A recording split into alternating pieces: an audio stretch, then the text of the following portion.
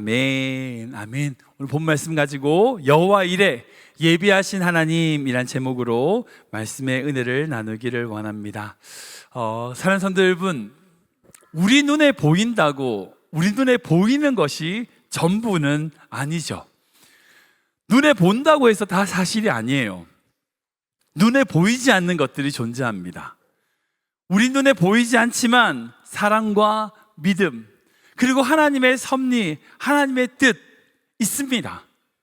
비록 내가 보지 못한다고 존재하지 않는 게 아니에요. 보이지 않는 하나님의 은혜를 바라볼 수 있어야 됩니다.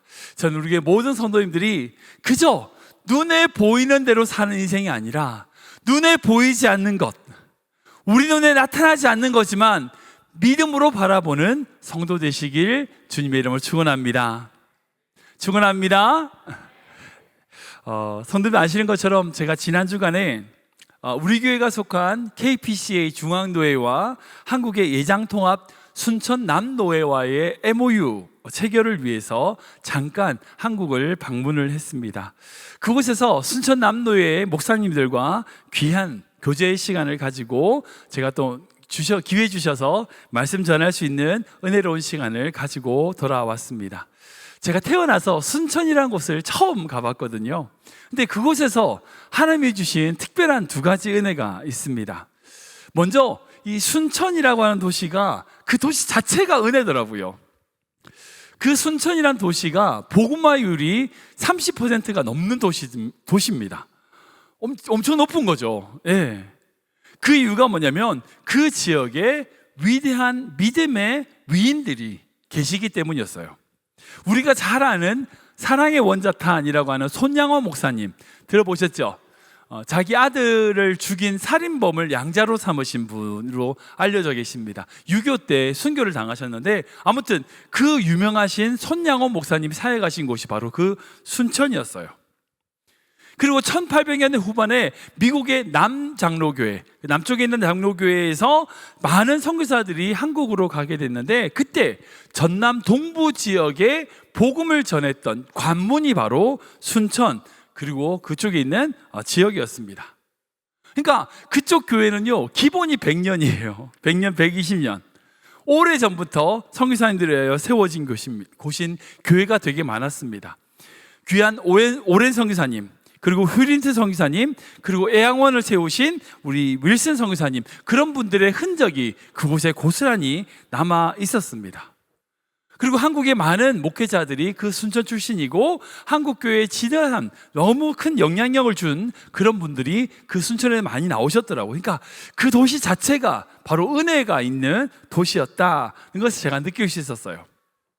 그 두 번째로 특별한 것은 뭐냐면 저 개인적인 사실이었는데 저희 증조 할머니가 순천 출신이시더라고요. 제가 말씀드렸죠. 제가 믿음의 4대째라고 말씀드렸잖아요. 저희 증조 할머니, 증조 할아버지 때부터 믿기 시작해서 제가 이렇게 내려왔는데 저희 증조 할머니 성함이 서자, 다자, 선자이신데 이분이 순천 출신이더라고요. 저희 증조 할머니가 어렸을 때에 그 순천에서 교회를 다니고 그러셨다가 친척 중에 김형모 목사님이라는 분이 계신데 그분하고 아주 이제 여러 사역을 하셨던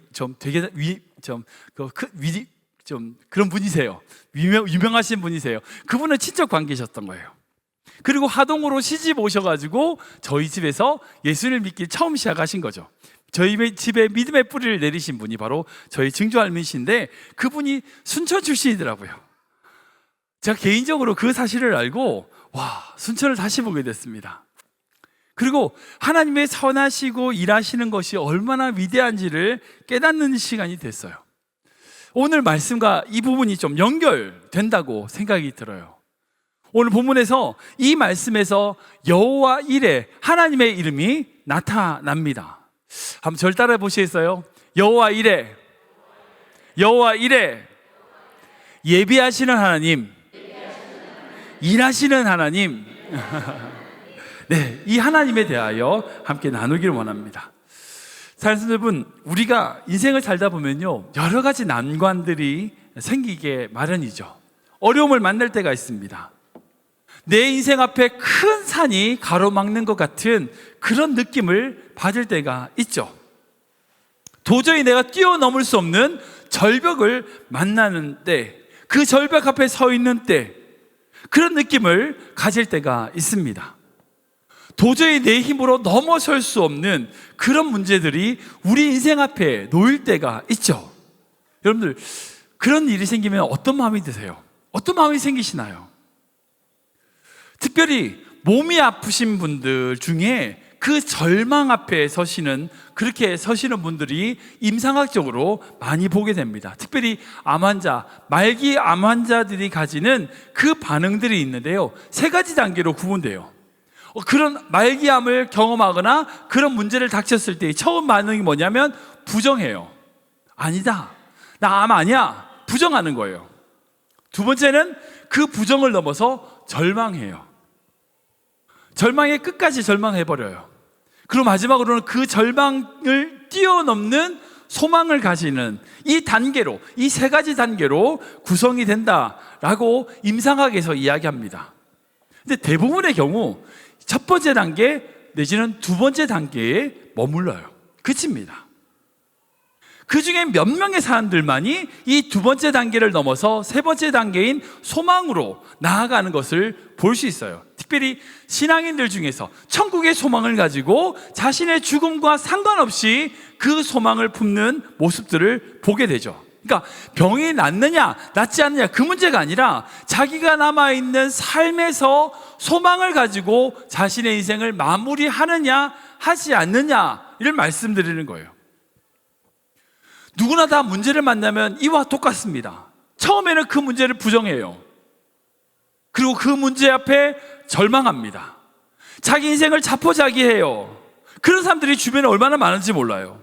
그런데 그 절망을 넘어서 소망으로 나아가는 사람들이 있습니다. 그게 바로 그리스도인이라고 할 수 있어요. 그 중에 오늘 본문에 나오는 아브라함이 바로 그런 사람이다, 저는 그런 생각이 들어요. 우리 계속해서 창세기 말씀으로 아브라함의 길을 따라오고 있죠. 아브라함이 어떻게 살아오고 있는지를 쭉 살펴보고 있습니다. 하나님께서 아브라함을 갈대아 우르에서 부르셔서 가나안 땅으로 인도하셨습니다. 근데 그 아브라함이 완벽한 믿음을 가졌나요? 그렇지 않죠. 아닙니다. 기근이 발생하니까 어떻게 해요? 애굽으로 도망가 버렸어요. 거기서 무슨 일이 있었어요? 자기 아내를 누이라고, 동생이라고 속입니다.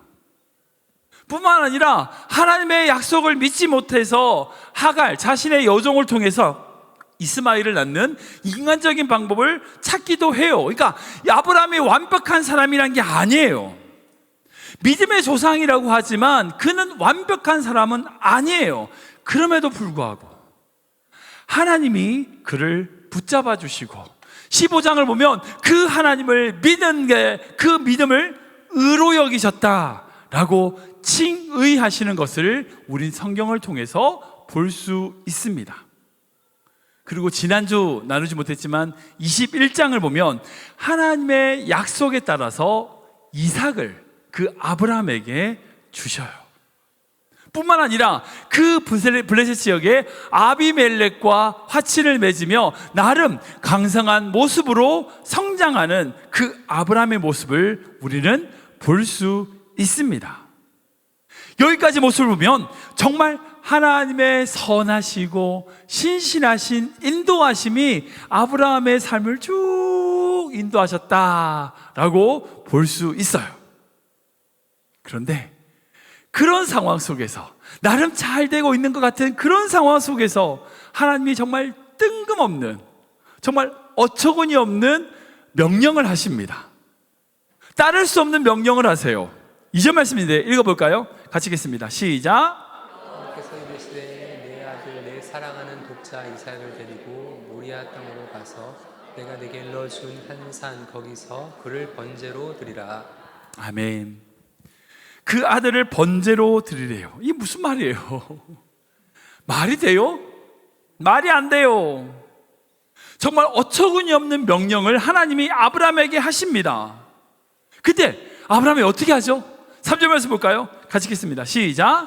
아브라함이 아침에 일찍 일어나 나귀의 안장을 지우고 두 종과 그의 아들 이삭을 데리고 번제했을 나무를 쪼개어 가지고 떠나 하나님이 자기에게 일러주신 곳으로 가더니. 아멘, 아멘. 아브라함이 어떻게 했다고요? 아침에 일찍 일어나 하나님께서 자신에게 주신 그 말씀을, 그 명령을 순종하는 모습을 보게 됩니다. 아브라함은 부정하지 않았어요. 에이, 내가 잘못 들었지. 말도 안 돼. 아니야. 그렇게 부정하지 않았어요. 하나님의 뜻이 명확하다. 그리고 변명하지 않았어요. 그 명령 앞에 절망하지도 않았습니다.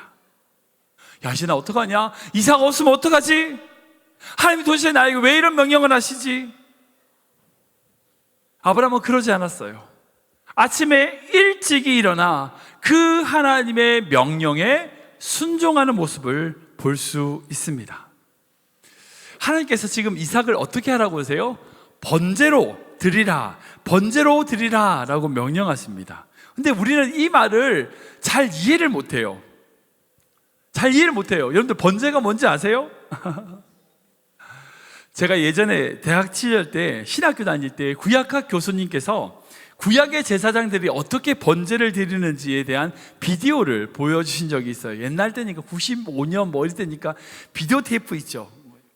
우리 청년들 모를 것 같은데 그 VHS 비디오 테이프 그거 테이프 넣어가지고 틀어주는 정말 뭐 오래된 화면이었어요. 근데 제가 그때는 뭐 인터넷 영상 이런 게 발전되지 않다 보니까 정말 충격적인 영상을 봤습니다. 여러분, 번제가 뭔지 아세요? 번제는 어떻게 하는 거냐면 그 번제 드릴 제물을 온전하게 태워서 죽이는 건데 어떻게 하느냐? 처음에 양이라고 하면요, 발을 먼저 묶어요. 제가 비디오 본 걸 설명드릴게요. 발을 묶어요. 내 발을 묶으면 양이 꼼짝도 못 하잖아요. 그럼 어떻게 하는지 아세요? 그 목을 따요. 누워있는 채로 그 목을 따요, 칼로. 그러면 그 순간에 피가 막 팍팍 솟아 나옵니다. 그 구약 말씀 보면 피에 생명이 있다고 피를 취하지 못하게 땅에 흘려보내도록 했기 때문에 그 피를 취하지 않고 땅에 다 흘리게 해요. 그러면 그 양이 막 처음에 발버둥 치다가 어떻게 돼요? 피가 다 빠지니까 죽어요. 그럼 그때 묶어놨던 발을 끊어가지고 중간에 배를 쭉 갈라요. 그 안에 내장을 다 꺼냅니다. 내장은 따로 태워야 돼요. 기름은 그 내장을 다 잘라서 꺼내가지고 한쪽에 따로 태우고, 각을 뜬다고 하는데 힘줄을 끊는 거예요. 그러니까 그냥 하면 안 벌어지니까 각을 딱딱딱딱 칼집을 내가지고 벌러지게 한 다음에 불 위로 턱 올려가지고 태우는 거예요. 이게 번제예요. 번제로 드리라는 건요, 이게 번제예요. 그러니까 하나님이 지금 아브라함에게 너의 아들 이삭을 번제로 드리라는 말은요, 단순하게 너의 아들을 죽이란 말이 아니에요. 너의 아들의 발을 묶어가지고 목을 따가지고 그 아이의 피를 다 쏟고 그 아이의 내장을 꺼내가지고 태우고 그의 몸을 불사르라는 거예요. 여러분들, 이 명령을 시키신 거예요. 그냥 너 아들 죽이란 말할 그런 의미가 아니에요. 더 심하고 더 잔인한 말씀이에요. 하나님 도대체 왜 이러실까요?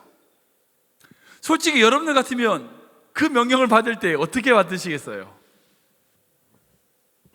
어떻게 반응하시겠어요? 난 도저히 그렇게 못합니다. 그러지 않을까요? 근데 아브라함이 그 명령을 받고 어떻게 했다고요? 아침에 일찍 일어나 아들을 데리고 모리아 산으로 올라갑니다. 하나님이 말씀하신 곳으로 출발해요. 여러분, 여기 아브라함의 믿음이 있어요. 믿음이 있어요. 아브라함이 어떤 믿음으로 그 길을 갔는지를 볼 수 있습니다. 히브리서에 그 아브라함의 믿음에 대하여 이렇게 말씀하거든요. 좀 길지만 읽어보겠습니다. 시작. 아브라함은 시험을 받을 때에 믿음으로 이삭을 드렸으니 그는 약속들을 받은 자로 돼 그 외아들을 드렸느니라. 그에게 말씀하시기를 내 자손이라 칭할 자는 이삭으로 말미암으리라 하셨으니. 그 다음 절요. 그가 하나님이 능히 이삭을 죽은 자 가운데서 다시 살리실 줄로 생각한지라. 비유컨대 그를 죽은 자 가운데서 도로 받은 것이니라. 아멘. 이 말씀 잘 보세요. 뭐래요? 아브라함의 믿음은 뭐냐? 이삭을 죽게 하지 않을 거야 라는 믿음이 아니라는 거예요. 이삭을 안 죽이실 거라는 믿음이 아니라 내가 이삭을 죽여도, 그렇게 번제로 태워도 하나님이 이삭을 죽은 자 가운데서 다시 살리실 것을 믿었다는 거예요. 그러니까 내가 안 죽이게 하실 거라는 걸 믿은 게 아니라 내가 죽여도 하나님이 다시 살리실 것을 믿었어요. 그래서 아브라함은 절망하지 않았습니다. 믿음으로 걸어갔어요. 여러분, 아브라함이 그 이삭을 번제로 드렸던 그 모리아 산은요, 그 아브라함이 살던 동네에 바로 뒷산이 아니에요. 말씀을 보면 3일 길을 걸었다고 돼 있어요. 3일 동안 걸어갔대요. 왜 거기까지 걸어갔을까요? 여러분, 그 길을 걸어가면서 아브라함이 무슨 생각이 들었을까요? 자기 아들을 죽이려고 칼과 불을 들고 가고 있는 그 아브라함, 3일 동안 걸어가는 그 아브라함의 심정을 한번 상상해 보세요. 한번 상상해 보세요. 그 마음이 얼마나 답답했을까요?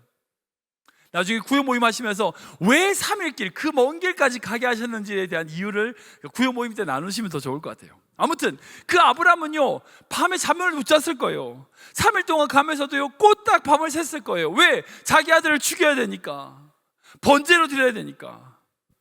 아무에게도 말도 못해요. 비통한 가운데 그 마음으로 그 3일 동안을 걸어가고 있었을 거예요. 이런 마음도 들었겠죠. 하나님, 도대체 왜 이러시죠? 아니, 제가 고향도 버렸고요, 친척도 버렸고요, 숱한 고생하면서 여기까지 왔는데 이 아들을 죽이라뇨. 순종을 하지만 이것이 도대체 무슨 의미입니까? 이렇게 주실 바에, 이렇게 빼앗아 가실 바에는 왜 주셨어요? 이렇게 원망하는 마음 들지 않았을까요? 근데 성경을 보면 아브라함이 하나님에 대하여 전혀 원망하지 않았어요. 정말 무거운 마음을 가지고 십자가를 지고 묵묵히 그 모리아 산을 향하여 3일 길을 걸어가는 것을 볼 수 있습니다. 여러분, 이 모습은 마치 골고다를 향해서 걸어가는 예수님의 모습과 같다는 생각이 들어요. 여러분들, 예수님께서 십자가를 달리시려고 예루살렘으로 올라가실 때 그 모습을 한번 상상해 보세요. 이삭이 아브라함을 쫓아오는데 뭘 알고 와요? 몰라요. 그냥 아브라함이 가자니까 쫓아가요. 예수님께서 십자가에 죽으러 예루살렘에 올라오실 때 제자들은요, 막 환영해주는 호산나 하는 사람들 소리 듣고 으쭈 해가지고 쫓아와요. 아무것도 몰라요. 그러나 예수님은 그곳에서 당할 고난과 고통을 아시고 묵묵히 그 십자가를 향하여 걸어 올라가시는 모습을 보게 됩니다. 여러분, 그 아브라함이 걸었던 길과 예수님이 걸었던 길이 같은 거다는 생각이 들어요. 그래서 아브라함은요, 그런 믿음을 가지고 하나님을 원망하거나 하나님을 떠나지 않고 하나님을 욕하지 않고 묵묵히 모리아산을 향하여 걸어가는 것을 보게 됩니다. 사랑하는 여러분, 우리가 믿음으로 나아가는 길이 바로 그런 길 같아요. 누가 알아주는 거 아니에요. 누가 인정해 주는 것 아닙니다. 그러나 주의 말씀이 있기에 순종하는 길은요, 고난과 시련이 따르길 마련이에요. 그리고 그 고난의 길을 걸어갈 수 있는 힘은 앞에 말씀드린 것처럼 그 하나님에 대한 믿음, 그 믿음으로 말미암는 거죠. 결코 나에게 나쁜 것을 주시는 분이 아니다, 나의 길을 붙드시고 인도하시는 거다라고 하는 믿음으로 걸어갈 때 우리는 우리의 고난의 길, 힘든 모리아의 산으로 향하는 그 길을 걸어갈 수 있는 거예요.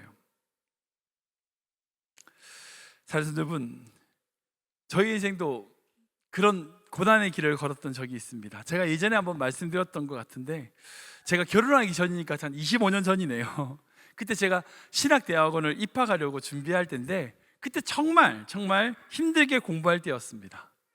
친구들은 다 이제 합격을 하고 뭐 신학대학교 입학을 하게 됐는데 저만 몇 번 떨어져 가지고요, 힘든 시간을 보낼 때였어요. 그때 제가 이제 신대원을 준비할 때니까 성경을 많이 읽을 때였어요. 그리고 이 말씀을 딱 묵상하게 됐는데 하나님 앞에 질문이 생기는 거예요. 아니, 제가 그때 너무 힘든 길을 걸어가고 있었거든요. 내가 가려고 하는 것도 아니고 하나님이 부르셔서 내가 목회자 되겠다고 신학대학원 가려고 준비하는데 뭐 자꾸 이뻐 떨어지고 그러니까, 힘든 시간을 보내고 그러니까 하나님 앞에 이 상황 속에서 질문했어요. 하나님, 아니 그렇게 힘들게 아브라함의 길을 걷고 있을 때에, 그렇게 힘든 시간을 아브라함이 보내고 있을 때에 하나님 뭐 하셨어요? 하나님, 제가 이렇게 힘들고 어려운 길을 걸어가고 있는데 하나님 지금 도대체 뭐 하고 계세요? 하나님 어디 계셨습니까? 그때 하나님이 제 인생 가운데 귀한 말씀을 주셨어요.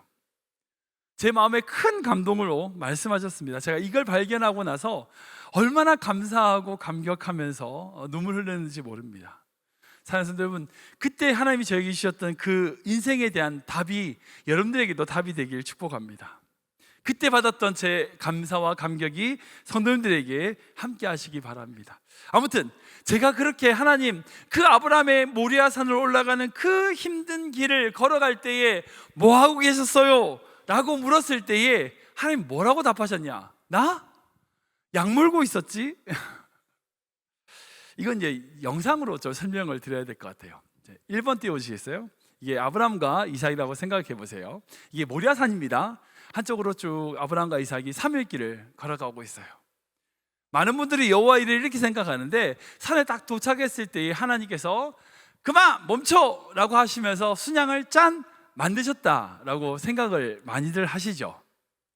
뭐 이렇게 생각할 수도 있어요. 왜? 하나님은 창조주 하나님이시니까 그 순간에 순양 하나 만드시는 건 일도 아니죠.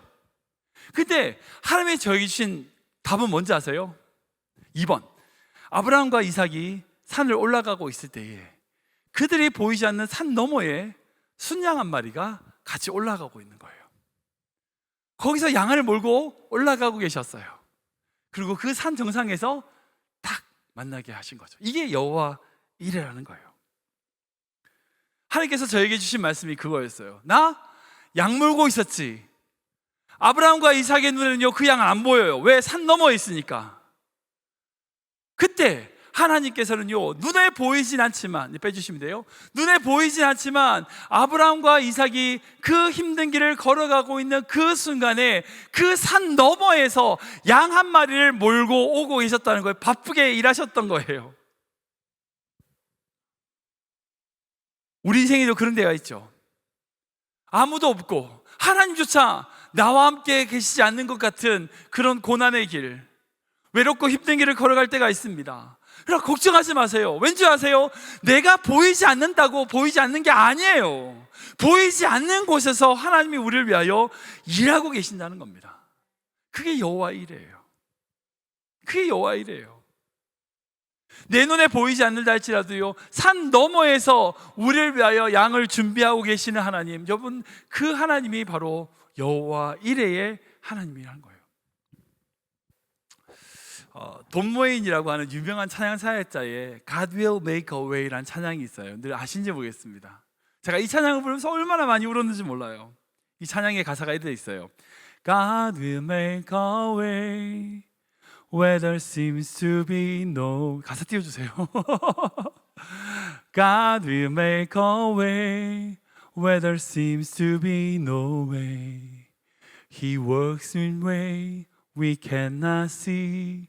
He will make a way for me. 한글로 번역하면 나의 가는 길 주님 인도하시네.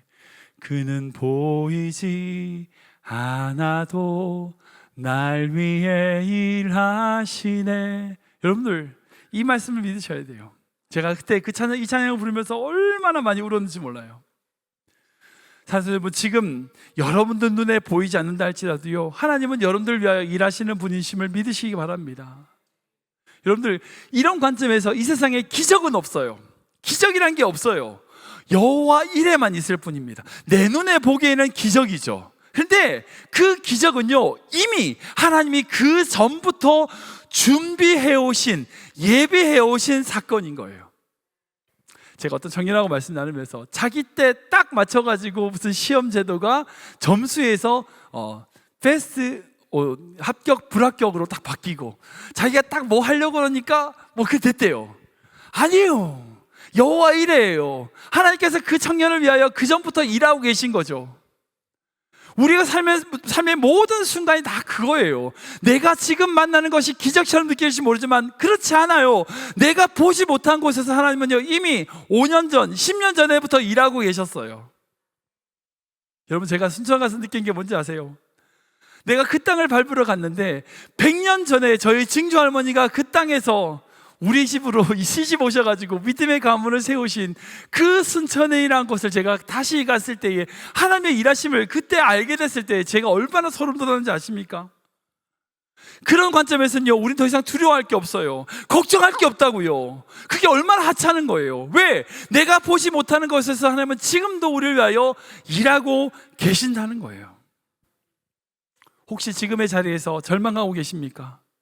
좌절을 보고 계신가요? 지금 여러분 주변에 아무도 없는 것처럼 느껴지시나요? 그러나 그렇지 않아요. 보이지 않는 곳에서 지금도 우리를 위하여 일하시는 그 하나님을 믿으시기 바랍니다. 여호와 일의 하나님은 여러분들의 삶을 통하여 놀라운 일을 이루어 가실 거예요. 믿으시기 바랍니다. 지금 내가 어떤 환경과 상황일지라도요, 지금 내 눈에 보이는 게 전부가 아니에요.